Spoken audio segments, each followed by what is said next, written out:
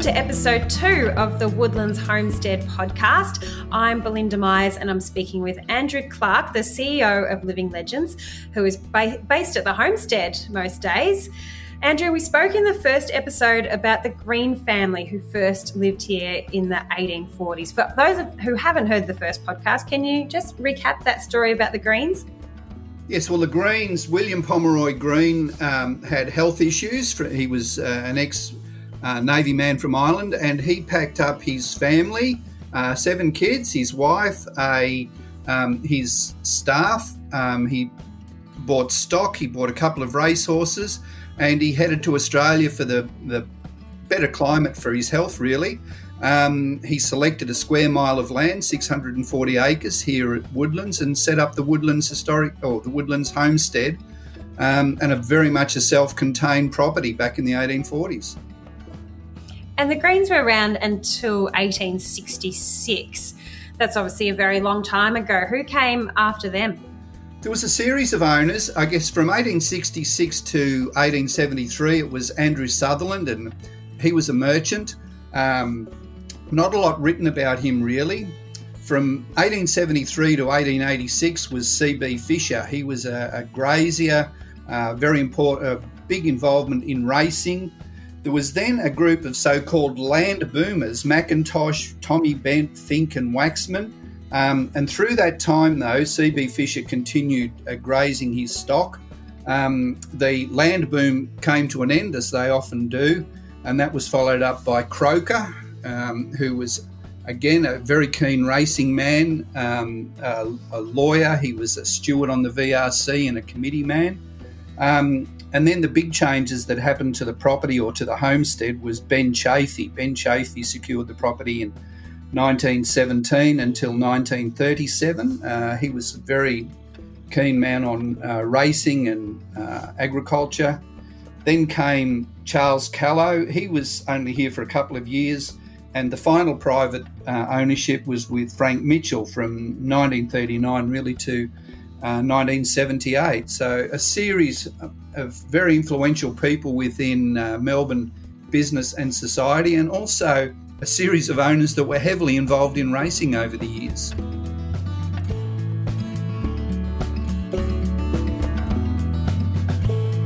Woodlands is now the home of Living Legends. It has been since 2006. That's for retired champion racehorses. But it sounds like the horse racing connections actually go a really long way back. Oh, the horse racing goes way back to the Greenes. Actually, the Greenes, William Pomeroy Greene bought 2 thoroughbreds with him on the ship, the Sarah. And they were heavily involved in racing right from the very beginning. It was 1847. Some of the first horse racing in Victoria was on the property here. The Greenes were involved in setting up the VRC. They were involved in the first Melbourne Cup, being stewards for the races. And if you go through the years, you know the name C.B. Fisher. The C.B. Fisher Plate is a very historic race meeting. The Crokers were heavily involved in racing. And then Ben Chaffey, he had a great involvement in racing, and some wonderful horses came off the property. There was Manfred, who won the 1926 Caulfield Cup, and Whittier, who won the Caulfield Cup in 1922 and 1925. So there's that very deep links with racing. Woodlands is actually one of the most historic thoroughbred properties in the Southern Hemisphere.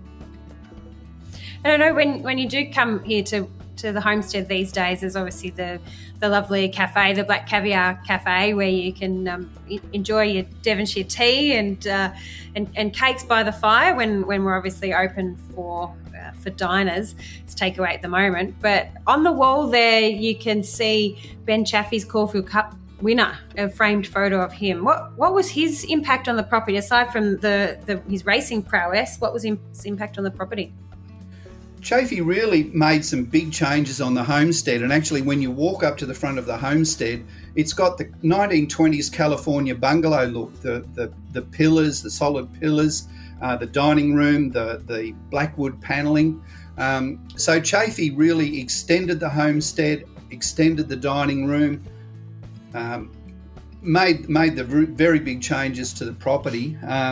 And Whittier, actually, the photo that's on the wall, Whittier, he landed a sensational betting plunge as well. So there's always stories in racing of betting plunges, etc. So Whittier landed this amazing betting plunge to win the 1922 Caulfield Cup. So there was the big changes to the homestead, there was the involvement in racing, and then some of the sort of mysteries of racing, etc., and how people land these big betting plunges. Maybe the windfall might have helped pay for some of the renovations.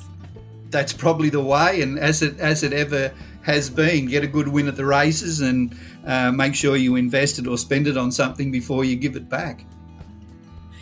So other than the building itself and some of kind of the signs of 1840s life here around the place, what else can people see here at the homestead? There's obviously the original spaces, but there's lots of other things to see as well.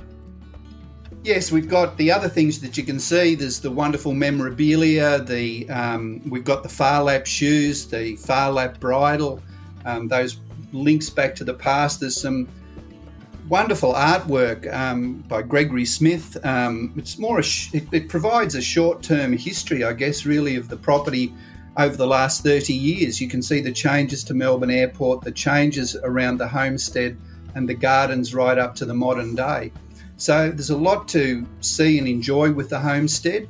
And of course, you've got the full experience of the dining in the dining room. So there's so much more than just the homestead itself. There's the vibrancy around it, the artefacts, some of the antique furniture, etc. So it really is the full experience.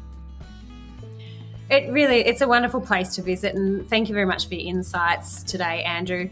There's so much more to this story, obviously, and there's a detailed history on our website at livinglegends.org.au. It's a really special place that you've outlined for us with a very special history, and we were fortunate enough to shoot just a couple of weeks back a wonderful virtual tour of the property before Melbourne went into the second lockdown. So we hope people will really enjoy the video and enjoy learning a little bit more about the history of Woodlands Park and taking a virtual look through the property. Our cafe is still open for takeaway, and Woodlands Park is a perfect place for daily walks or bike rides if you're in the area. So please do say hello to Andrew and the team if you're calling past. And until next time, thanks for joining us.